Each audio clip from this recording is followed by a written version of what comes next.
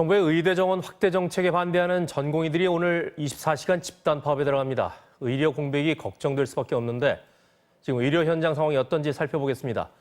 박윤수 기자. 네, 서울대병원에 나와 있습니다.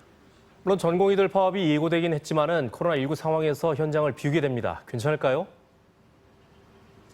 네, 전공의들은 잠시 뒤인 7시부터 내일 오전 7시까지 24시간 파업에 들어갑니다.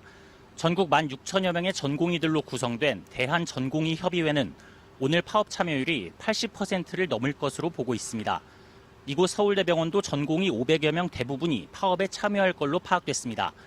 병원에 남은 인력들도 집단 휴진을 알리는 스티커를 옷에 부착하는 방식으로 동참할 예정입니다. 흔히 인턴과 레지던트로 불리죠.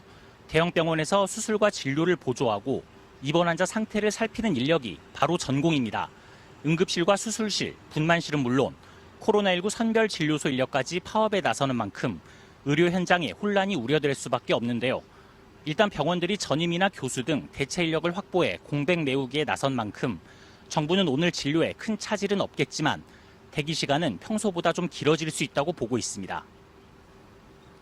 파업으로 인한 피해는 결국 환자들한테 돌아갑니다. 전공의들과 정부 입장이 첨예하게 대립하는 이유 설명해 주시죠.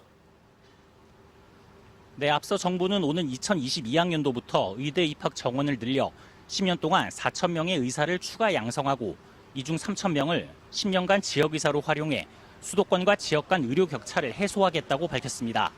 반면 전공의들은 의대 정원 확대가 부실의대만 양산하고 의료 질을 떨어뜨릴 거라는 입장인데요. 특히 의료 현장에 직접 영향을 주는 이런 정책들이 의료계와 충분한 소통 없이 추진됐다고 반발하고 있습니다. 어제 박능우 보건복지부 장관이 국민의 건강이 위협받아서는 안 된다며 집단행동 자제를 요청하는 담화문을 낸 데 이어 복지부와 전공의 관계자들이 만나 1시간 넘게 접점을 찾아보려 했지만 파업을 막지는 못했습니다. 정부는 오늘 파업으로 만에 하나 환자에게 피해가 발생할 경우 엄중 대응하겠다고 경고했습니다. 지금까지 서울대병원에서 MBC 뉴스 박윤수입니다.